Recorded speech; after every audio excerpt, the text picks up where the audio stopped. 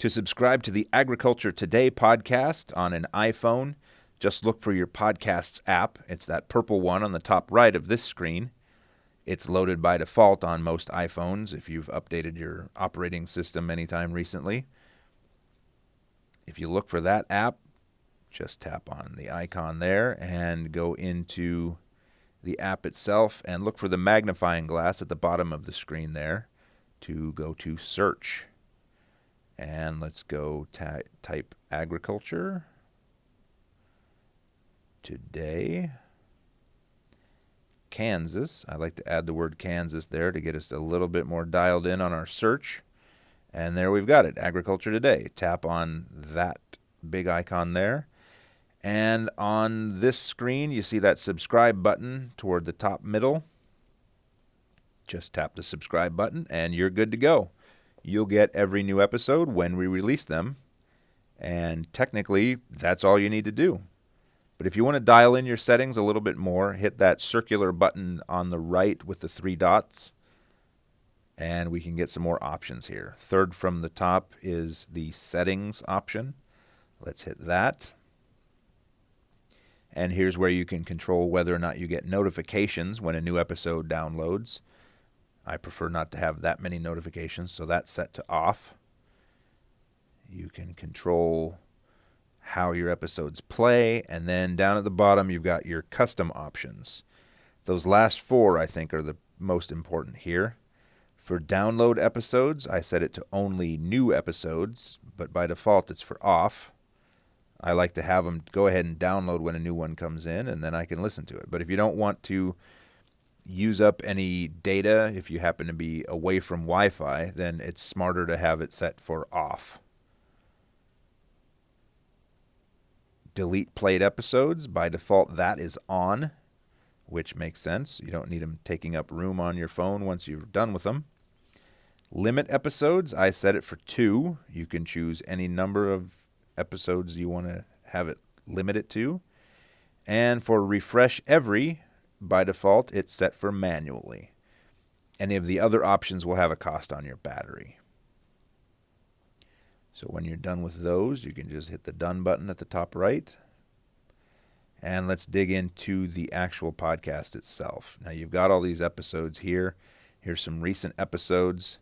You'll see on the Thursday one for Landon Lecture, it says played and that's only because I've recorded this video about 5 times trying to get it all right. But if you want to download that, there's the plus button there on the right side. Hit the plus, and it'll start downloading. And if you want to tap on that, it'll start playing. But you see that play bar at the bottom of the screen that's a little bit darker gray.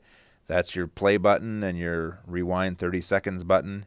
And if you tap anywhere else on that play bar, it'll bring up a page specifically about this episode. And you've got your ability to control where you are in the episode. And you see the times on there. I'm now at the 10-minute mark, 10:32. You can just slide that around. You've got your play and rewind buttons there, your volume. And then you've got your show notes here. And this is what every episode includes, which is a detailed explanation of what all's in the episode and some time codes for when specific segments start. You see there kind of in the middle, grain market update starts at 1:29. Scroll a little bit farther and you see the Purdue lecture starts at 12:59.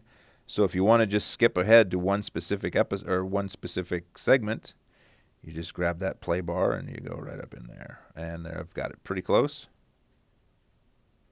And there you go. So you can scroll through your episode notes there. Once you're done with that, you can minimize that.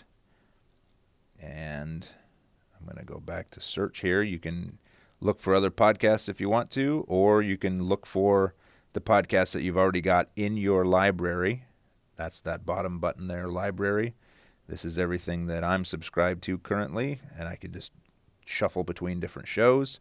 Or you can hit that bottom left button, listen now, and that has all of the different shows that you're subscribed to with their most recent episodes listed in chronological order.